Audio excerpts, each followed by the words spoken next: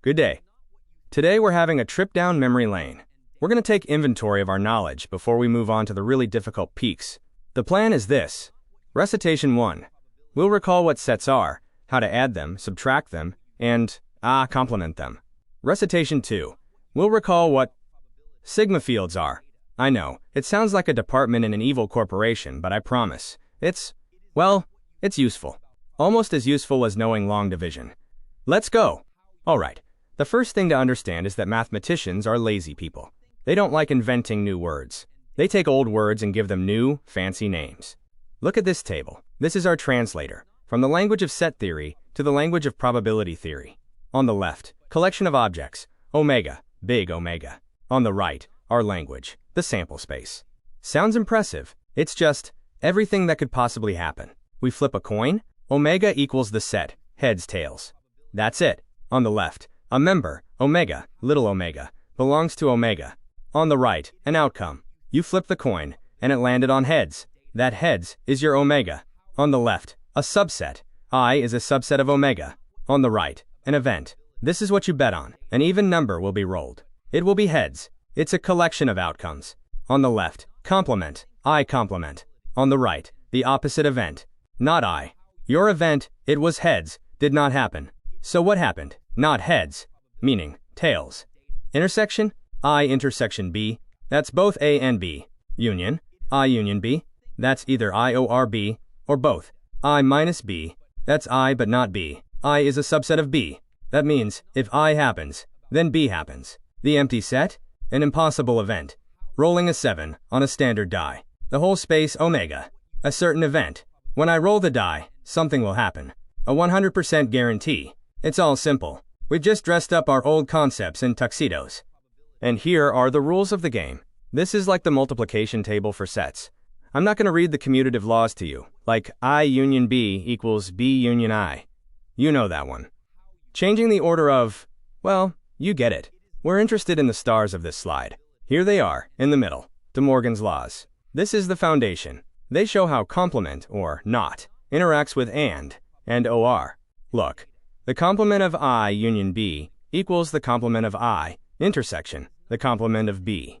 Not A or B is the same as not I, A and D, not B. Makes sense? If it's not true that you passed the exam or the quiz, that means you did not pass the exam, and you did not pass the quiz. And the reverse, the complement of I intersection B equals the complement of I union the complement of B.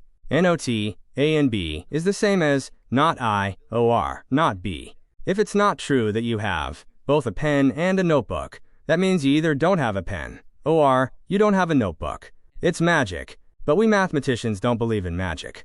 We believe in proofs. Problem. Prove that the complement of I intersection B equals the complement of I union the complement of B. How do we prove that two sets are equal? The golden rule. You have to prove that the first is a subset of the second, and then that the second is a subset of the first. It's like proving two people are the same height. First, you measure that Bill isn't taller than Ted, and then you measure that Ted isn't taller than Bill. Part 1. Let's prove that the complement of I intersection B is a subset of the complement of I union the complement of B, left and to right. Take any element x from the left side. X belongs to the complement of I intersection B.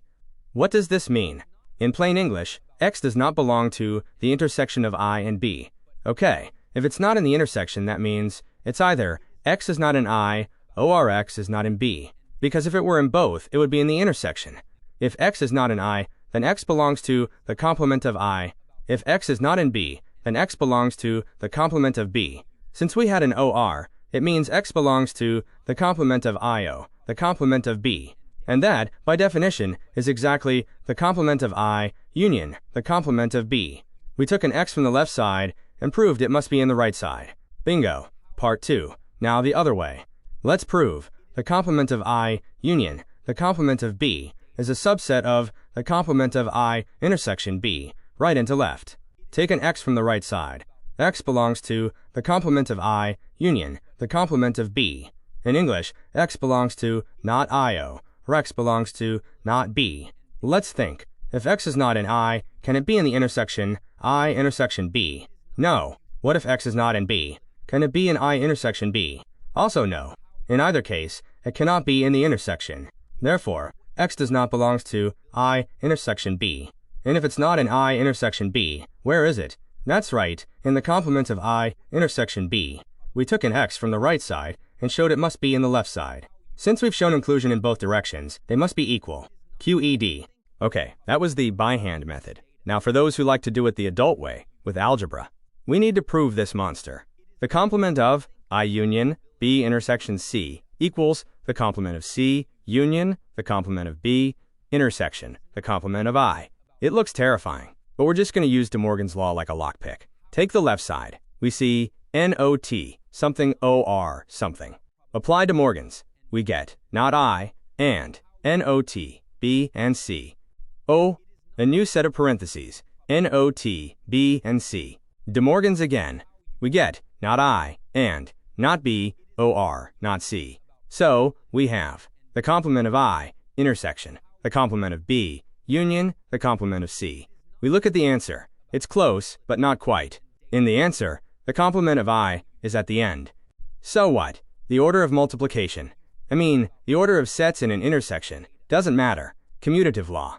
Let's swap them. The complement of B, union, the complement of C, intersection, the complement of I.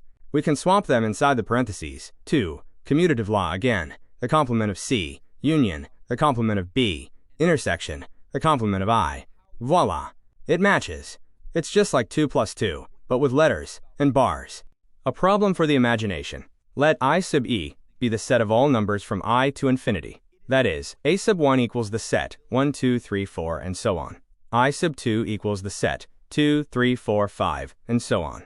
I sub 3 equals the set 3, 4, 5, 6, and so on, and so on. The question: what happens if we unite all of them? The union from I equals 1 to infinity of I sub e. Let's see. These sets are like Russian nesting dolls. I sub 1 is the biggest. Inside it sits I sub 2. Inside I sub 2 sits I sub 3. The union is the set of everything that is in at least one of them.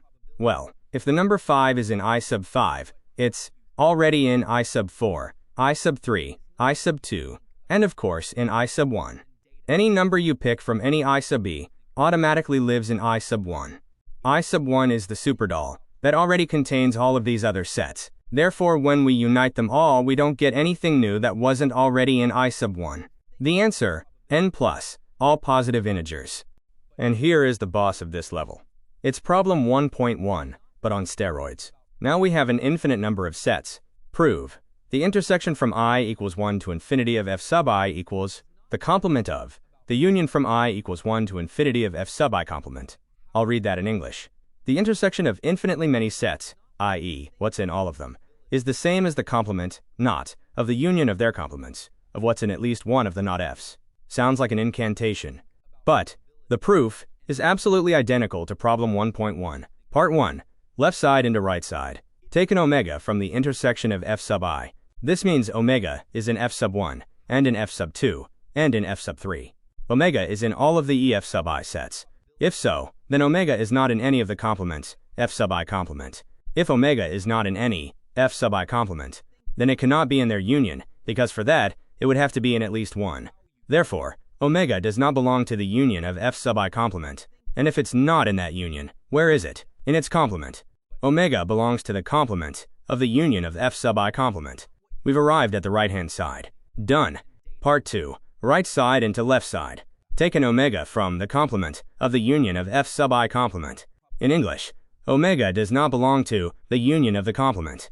If it's not in the union, it does not belong to f sub 1 complement, and it does not belong to f sub 2 complement, and it does not belong to a single one of the f sub I complement sets. If omega is not in f sub I complement, where is it? It's in f sub I, and this is true for all I. Therefore, omega is in f sub 1, and in f sub 2, and in f sub 3, and that is the definition of intersection. Omega belongs to the intersection of f sub I. We've arrived at the left-hand side. Victory. Infinity didn't scare us.